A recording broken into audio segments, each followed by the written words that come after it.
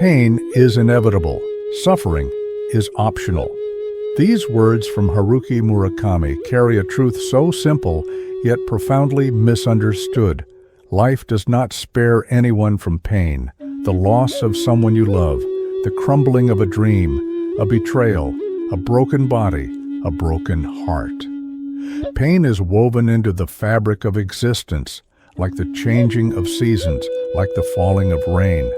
But suffering is something else entirely. Suffering is not the wound itself, but the story we tell about the wound. It is the resistance, the inner voice that whispers, "This should not be happening." It is the endless spiral of "why me?" the mental projections, the fight against what already is. Have you ever noticed how the mind clings to pain like a flame feeding on oxygen? It revisits the past, replays conversations, imagines scenarios that never happened.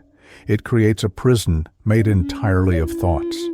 And yet the pain itself, raw, physical, emotional, comes in waves, arrives, and eventually passes. It's the mental grasping, the refusal to accept, that transforms pain into prolonged suffering. In Buddhist teachings, this distinction is called the two arrows.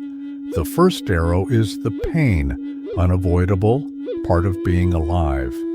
The second arrow is self-inflicted, the mental resistance, the refusal, the story, the judgment. Most people live their entire lives shooting themselves with that second arrow, unaware that they are holding the bow. But the truth is, suffering is a choice, not a conscious one at first, but one that becomes clear when awareness dawns. The question is not whether pain will come. It will. The real question is, how will you meet it? With resistance or with presence?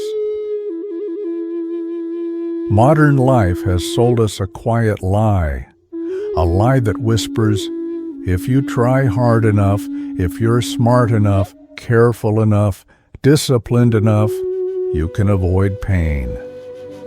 But life doesn't work that way. No matter how carefully you walk, the ground will crack beneath your feet sometimes. No matter how tightly you hold on, everything eventually slips away.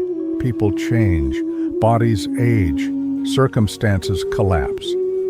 The truth is, suffering begins the moment we believe that life owes us certainty, comfort, or permanence. It begins when we mistake the shifting sands for solid ground. Think about how often we mentally fight with reality. This shouldn't have happened. They shouldn't have left me. It's not fair.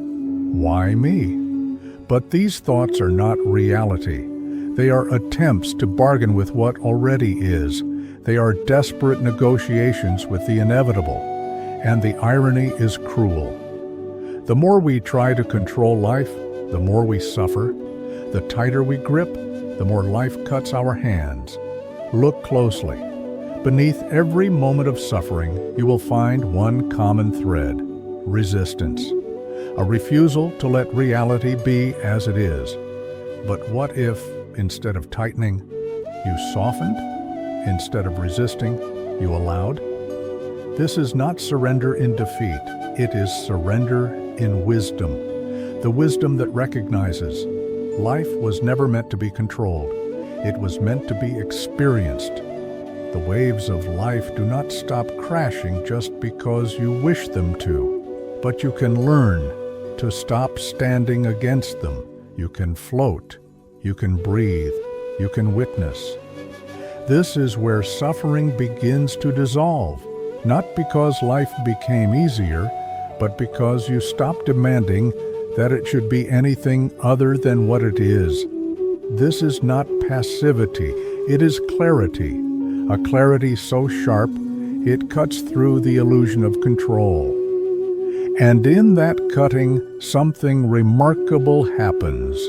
What remains is just the present moment, raw, unfiltered, alive.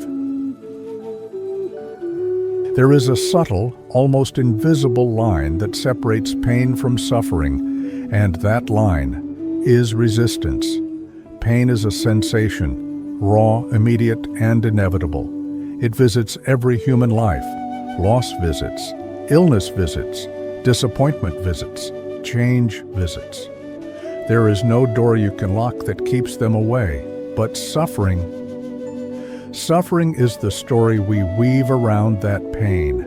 Suffering is when the mind grabs the pain and says, "This should not be happening. This is wrong. I cannot bear this."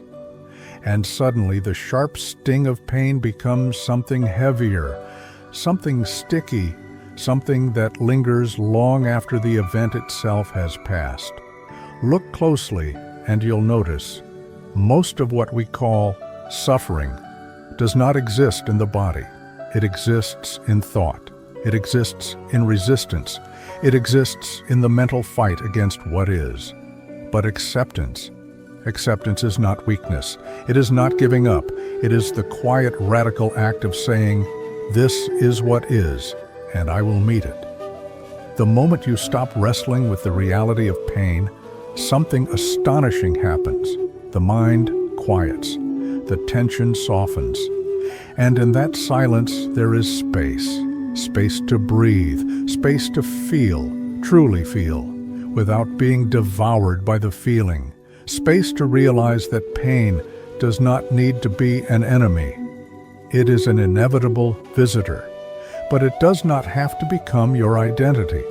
The wound stops being a prison and starts becoming a portal into presence, into clarity, into the deep realization that while pain is unavoidable, suffering is always optional. This is the moment when freedom begins. Not freedom from life, but freedom within life. Freedom not because the waves stop, but because you learned how to surf. It is here that the words of the Buddha echo timelessly. Pain is inevitable. Suffering is optional. And for the first time, it isn't just a quote you read. It becomes something you feel in your bones. When we finally stop running from pain, from discomfort, from the sharp edges of life, something unexpected happens. We begin to actually live, not in some distant, perfect future, not after we've fixed everything, not after we've numbed ourselves enough. But here, now, in this breath, in this skin, in this imperfect, beautiful, chaotic moment. The truth is, life was never supposed to be painless. It was never designed to be a perfectly smooth ride. Trying to avoid pain is like trying to swim without getting wet. It's impossible. And more than that, it's unnatural.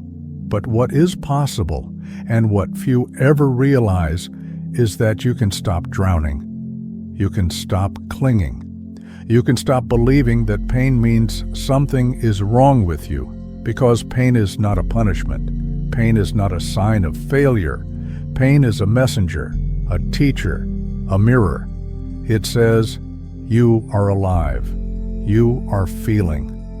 You are participating in this sacred, fleeting mystery called existence.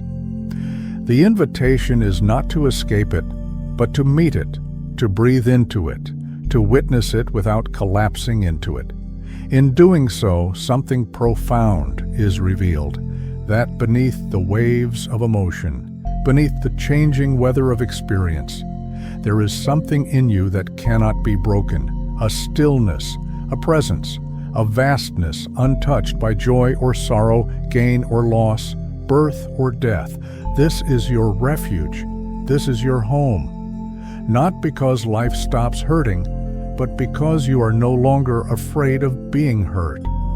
When suffering ends, not because life got easier, but because you stop demanding that it be different, a deeper kind of freedom arises, not the freedom of perfect circumstances, but the freedom of inner spaciousness.